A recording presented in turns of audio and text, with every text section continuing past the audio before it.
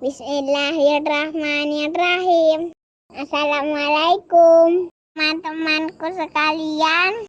Sebelum kita mulai menuntut ilmu, yuk kita perhatikan adab-adab menuntut ilmu. Yang pertama, niat karena Allah. Yang kedua, jangan lupa berwudu dulu ya. Yang ketiga, pakaian yang dipakai harus pakaian yang baik loh. Yang keempat, buku dan alat tulisnya harus lengkap. Yang kelima, harus duduk dengan tenang. Jadi tidak boleh tidur-tiduran ya. Yang keenam, harus didengarkan dari awal sampai akhir. Itu tadi adab-adab menuntut ilmu. Jika sudah siap, yuk kita baca doa dulu. Rabbi zidni ilma warzuqni fahma. Ya Allah, tambahkanlah aku ilmu dan berilah aku pemahaman yang baik. Allahumma inni as'aluka ilman nafi'ah wa rizqan thayyibah wa amalan mutaqabbala. Ya Allah, sesungguhnya aku memohon kepadamu ilmu yang bermanfaat dan rezeki yang baik dan amalan yang diterima. Amin. Selamat menikmati. Bismillahirrahmanirrahim. Assalamualaikum warahmatullahi wabarakatuh. Innal hamdalillah nahmaduhu wa nasta'inuhu wa nastaghfiruhu wa nastahdihi wa na'udzu billahi min syururi anfusina wa min sayyiati a'malina. May yahdihillahu fala mudhillalah wa may yudlil fala hadiyalah. Asyhadu an la ilaha illallah wa asyhadu anna Muhammadan 'abduhu wa rasuluhu. Allahumma shalli ala Muhammad wa ala alihi wa sahbihi ajma'in, amma ba'du. Alhamdulillah ala kulli hal, la haula wa la quwata illa billah. Alhamdulillah anak-anakku, santriku tapi yang ustazah sayangi karena Allah. Segala pujian hanya milik Allah, Rabb yang menguasai langit dan buminya, Rabb yang menguasai seluruh makhluk-makhluk yang diciptakannya. Salawat dan salam kita limpahkan kepada guru kita Rasulullah Muhammad sallallahu alaihi wasallam sebagai suri tauladan kita yang terbaik. Salawat kita limpahkan kepada para keluarga Nabi dan para sahabat Nabi sallallahu alaihi wasallam hingga orang-orang yang mengikuti beliau hingga akhir kiamat. Anak-anakku, santriku tab, afwan, ustazah belum bisa memberikan video hari ini karena ala kulli hal Allah yang menjadikan ini terjadi. Karena perangkat HP-nya ustazah belum bisa untuk merekam video, jadi ustazah menggunakan audio. Tapi semoga hal ini tetap membuat kita semangat untuk belajar. Sebosan apapun kita belajar ayat-ayatnya Allah, tetap saja kita niatkan ini sebagai ibadah. Semoga kebosanan kita tetap bernilai ibadah. Niatkan ya nak ya, apa yang kita lakukan ini adalah ibadah, ini karena Allah Subhanahu wa taala. Insyaallah akan bernilai pahala, akan bernilai kebaikan yang berlipat-lipat. Pada kesempatan hari ini ustazah akan berkisah tentang kekuasaan Allah yang diantaranya adalah langit yang dibangun oleh Allah Subhanahu wa ta'ala di atas kita 7 lapis. Masya Allah, indahnya kekuasaan Allah itu nak. Siapa yang mampu menggapainya? tidak ada yang mampu menggapainya kecuali makhluk Allah yang telah diizinkan. Masya Allah, di antara yang telah naik ke langit yang ketujuh adalah baginda Rasulullah Sallallahu Alaihi Wasallam dalam kisahnya Isra dan Mi'raj. Isra itu anak-anak artinya perjalanan malam Rasulullah Sallallahu Alaihi Wasallam dari kota Mekah ke Masjidil Aqsa yang ada di Palestina. Masya Allah, itu perjalanan yang sekejap yang dilakukan, yang dikerjakan oleh Rasulullah Shallallahu Alaihi Wasallam, dan ini tidak bisa dilakukan oleh setiap orang. Dan ini yang bisa hanyalah di kisah ini baginda Rasulullah Shallallahu Alaihi Wasallam. Pada suatu malam Rasulullah didatangi oleh seekor binatang yang berwarna putih. Masya Allah, dia lebih besar daripada keledai dan dia lebih kecil daripada kuda. Masya Allah, dan ini bernama buruk. Dengan izin Allah, buruk ini membawa Rasulullah Shallallahu Alaihi Wasallam di kediamannya, dari kediamannya Mekah sampai ke Masjidil Aqsa. Sesampainya di Masjidil Aqsa, sudah naik nih ya, sampai di masjid, lalu Rasulullah menali di suatu tempat, lalu Rasulullah turun masuk ke dalam masjid dan sholat 2 rakaat. Sebagaimana yang ayah dan ibu kita lakukan ketika masuk ke dalam masjid, karena ini juga mengikuti sunnahnya Rasulullah Sallallahu Alaihi Wasallam. Kemudian datanglah malaikat Jibril membawa 2 bejana. Bejana itu adalah tempatnya air. Yang satunya isinya arak, yang satunya isinya susu. Masya Allah, ternyata baginda Rasulullah dengan akhlaknya, dengan adabnya lebih memilih susu daripada bejana yang diisi oleh arak. Maka dipuji oleh Jibril alaihi salam. Masya Allah. Kemudian setelah menerima itu, baginda Rasulullah bersama buruk, bersama malaikat Jibril naik dari bumi ke langit yang pertama. Di langit yang pertama, malaikat Jibril mengetuk pintu langit, kemudian ditanya malaikat Jibril, "Siapa kamu?" "Saya adalah Jibril." "Siapa yang bersama kamu?" "Dia adalah Muhammad."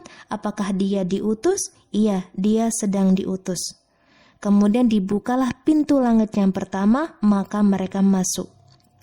Di langit yang pertama, baginda Rasulullah bertemu dengan Nabi Adam alaihissalam, dan Nabi Adam mendoakan Rasulullah untuk kebaikannya. Masya Allah. Kemudian selesai bertemu, naik mereka bertiga, Rasulullah, malaikat Jibril dan buruk, naik ke langit yang kedua. Dengan pertanyaan yang sama, ketika malaikat Jibril ngetuk pintu langit itu, maka ditanya, "Siapa kamu?" "Saya adalah Jibril." "Siapa yang bersamamu?" "Dia adalah Muhammad." "Apakah dia diutus?" "Iya, dia diutus." Kemudian dibukalah pintu langit yang kedua, lalu Rasulullah bertemu Nabi Isa, putra dari Maryam, dan Nabi Yahya. Masya Allah. Kemudian mereka berdua ketika bercengkrama mendoakan Rasulullah untuk kebaikan Rasulullah. Begitupun di langit yang ketiga. Setelah itu naik ke langit yang ketiga dengan pertanyaan yang sama, maka di langit yang ketiga itu Rasulullah bertemu dengan Nabi Yusuf yang dikarunia Allah ketampanan, sebagian dari ketampanannya Rasulullah Sallallahu Alaihi Wasallam. Masya Allah. Kemudian Nabi Yusuf mendoakan Rasulullah Shallallahu Alaihi Wasallam untuk kebaikannya. Insya Allah. Kemudian mereka naik lagi ke langit yang keempat. Di sana Rasulullah dan malaikat bertemu dengan Nabi Idris alaihi salam. Kemudian Nabi Idris juga mendoakan kebaikan Rasulullah. Kemudian naik lagi ke langit yang kelima, Rasulullah, malaikat Jibril ditanya, dengan seperti pertanyaan di langit-langit di bawahnya tadi. Siapa kamu? Saya adalah Jibril. Siapa yang bersamamu? Dia adalah Muhammad. Apakah dia diutus? Iya, dia diutus. Dibukalah pintu langit yang ke-5 itu. Kemudian Rasulullah mereka bertemu dengan Nabi Harun. Siapa Harun? Dia adalah saudaranya Nabi Musa alaihi salam. Masya Allah, ternyata Nabi Harun juga mendoakan kepada Rasulullah untuk kebaikan Rasulullah. Kemudian selesai bertemu, naik lagi ke langit yang ke-6. Di langit yang ke-6 ditanyakan lagi dengan pertanyaan yang sama di langit-langit di bawahnya. Kemudian dibuka pintunya, Rasulullah bertemu siapa di langit yang ke-6? Yaitu bertemu dengan Nabi Musa alaihi salam. Masya Allah, begitu bahagianya ya Rasulullah bertemu dengan para nabi sebelumnya beliau. Ya Allah. Jadi ketika itu maka Rasulullah mendapatkan doa lagi dari Nabi Musa untuk kebaikan Rasulullah Shallallahu Alaihi Wasallam. Selesai bertemu maka Rasulullah naik ke langit yang terakhir, yaitu langit yang ke-7. Masya Allah, di sana Rasulullah bertemu dengan ayahnya ayah para nabi yaitu siapa? Ayah para nabi itu, ayah para nabi adalah Nabi Ibrahim alaihi salam. Masya Allah, bahagia dan senang sekali Rasulullah bertemu dengan Nabi Ibrahim alaihi salam. Di sana Rasulullah melihat Nabi Ibrahim itu menyandarkan punggungnya di Baitul Ma'mur. Masya Allah. Jadi dan Rasulullah bersama Nabi Ibrahim itu bersama-sama ke Sidratul Muntaha. Untuk bertemu kepada siapa? Untuk ingin menemui Allah Subhanahu wa ta'ala. Masya Allah, di sana Rasulullah dikejutkan dengan suasana yang sangat menakjubkan yang tidak bisa digambarkan keindahannya. Masya Allah. Kemudian Rasulullah ketika di situ tuh diselimuti dengan suatu perkataan dengan pernyataan-pernyataan. Ya Allah. Jadi Rasulullah itu ke situ itu untuk menerima perintah-perintah Allah. Gak mungkin ada orang yang sampai ke Sidratul Muntaha tanpa ada suatu alasan. Gak mungkin. Maka Rasulullah, ini adalah perintah-perintah Allah yang harus aku jalankan gitu ya. Ketika bertemu Rabbnya, Masya Allah, ketika bertemu Rabbnya Rasulullah itu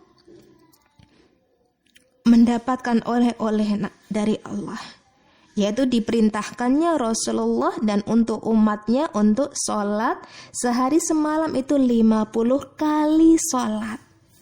Rasulullah nggak protes sama sekali Allah perintahkan, Rasulullah terima. Masya Allah, kemudian dia turun ke langit yang ke-6. Ketemu siapa langit yang ke-6? Ketemu sama Nabi Musa alaihi salam. Nabi Musa bertanya kepada Rasulullah, apa perintah Rabbmu kepada kamu? Ini kira-kira begitu ya. Saya diperintahkan sholat 50 kali. Maka Nabi Musa mengatakan, jadi ini pakai bahasa kita ya, mintalah keringanan kepada Rabbmu, karena sesungguhnya umatmu tidak akan pernah sanggup mengerjakannya sebagaimana kaumku, yaitu Bani Israel, kata Nabi Musa. Kemudian Rasulullah dinasihati oleh Nabi Musa seperti itu, maka Rasulullah kembali ke atas menghadap ke Rabb-nya lagi, ke Allah. Lalu Rasulullah mengatakan kepada Allah, ya Allah, berilah keringanan untuk umatku. Maka Allah menguranginya 5. Berarti tinggal berapa Masih 45 sholat dalam sehari semalam. Kemudian Rasulullah nerima nih. Rasulullah turun lagi. Sampailah kepada Nabi Musa. Dan Rasulullah Muhammad menceritakan kejadian itu kepada Nabi Musa. Nabi Musa mengatakan, mintalah keringanan lagi Muhammad, gak mungkin umatmu mampu mengerjakannya.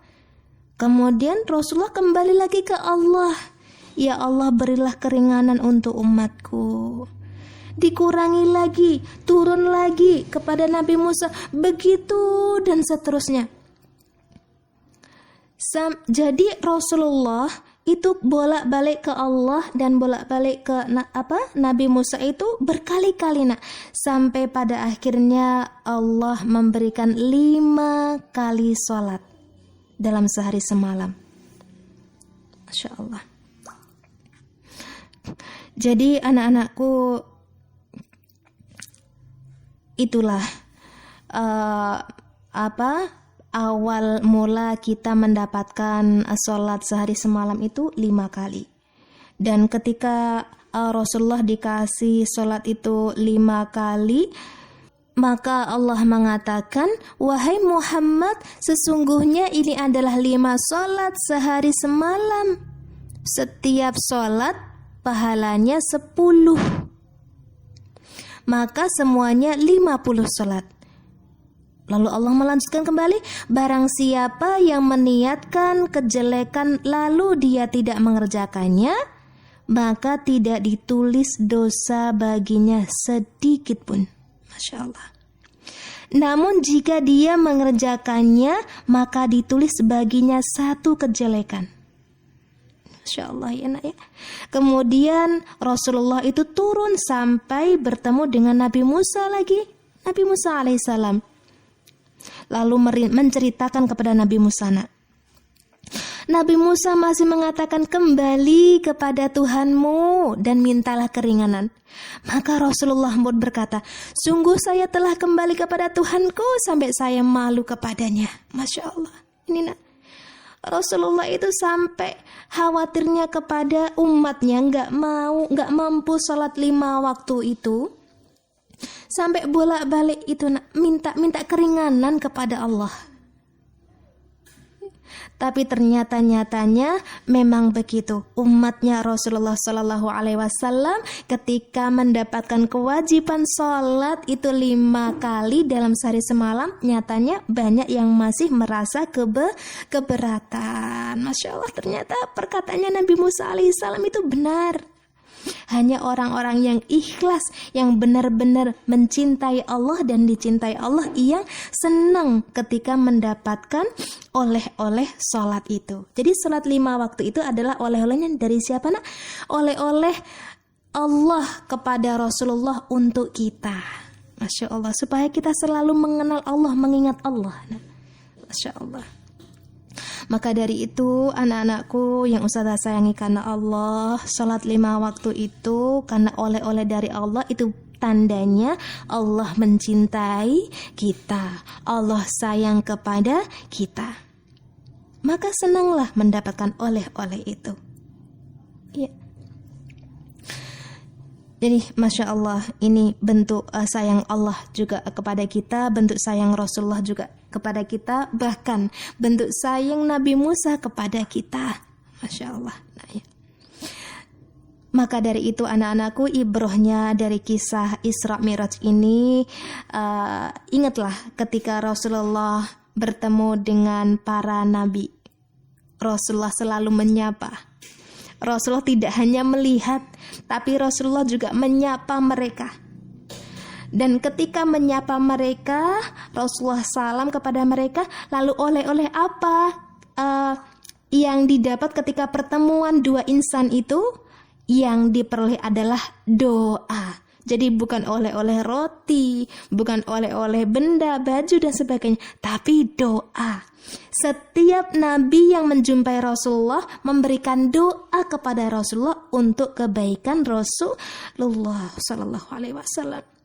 Dan nanti dicoba nak ya, setiap ketemu siapapun, ustadz-ustadzah atau kepada ummahat-ummahat yang lain atau teman-teman yang lain, ketika bertemu mereka, sapalah mereka, ucapkan salam kepada mereka, lalu jangan lupa minta oleh-oleh doa. Kita mendoakan mereka, kita juga butuh doa dari mereka. Doakan aku ya mbak ya, doakan aku ama, doakan aku mbah, doakan aku tante, dan yang lain-lain.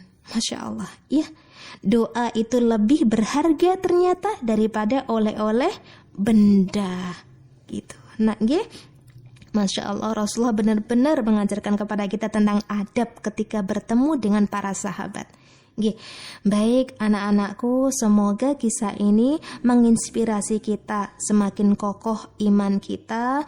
Dan